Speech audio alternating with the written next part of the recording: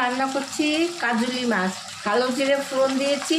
মাছটা 1 পিঠ মোটামুটি ভাজা হয়ে গেছে, কারণ 2 পিঠ ভাজা, নরম মাছ তো 2 পিঠ তুলতে গেলে ভেঙে যাবে।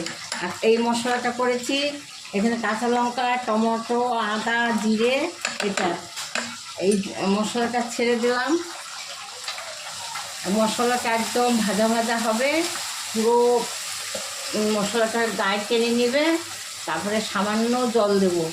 মাছটা একদম মাখা মাখা হবে, এটা ঝোল হবে না, এটা পুরো মাখা মাখা হবে, মাখা মাখা হবে। তারপরে এখানে নুন টুন সব দেওয়া আছে। এই মাছটা এরকম করে দিলাম। এবার একটুখানি মশলাটা একটুখানি টেনে নিই, তারপর সামান্য একটু জল দেবো, জল দিয়ে তারপর মাছটা নামিয়ে দেবো।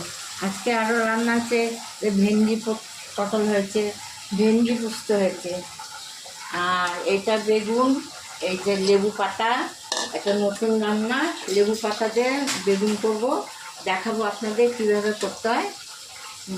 এই হয়ে গেছে, তেল বেরিয়ে গেছে। এবার সামান্য একটু জল দেবো,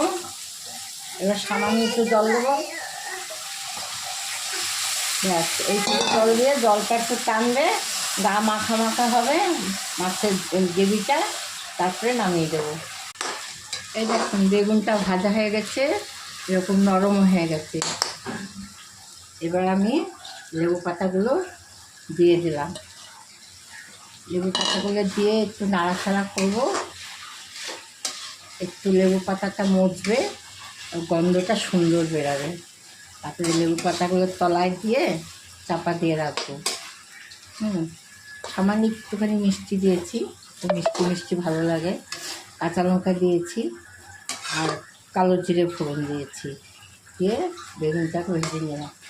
এবার পাতাগুলো একটুখানি মজুক, 2 মিনিট মজুক, পরে আবার দেখাচ্ছি। লেবু পাতাগুলো নিচে দিয়ে দিয়েছি, ভালো সিদ্ধ হবে আর গন্ধটা বেরাবে।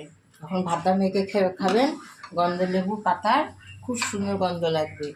আজকে কাজুলি মাছ, ভেন্ডি পোস্ত আর গন্ধ লেবু পাতা দিয়ে বেগুন ভর্তা।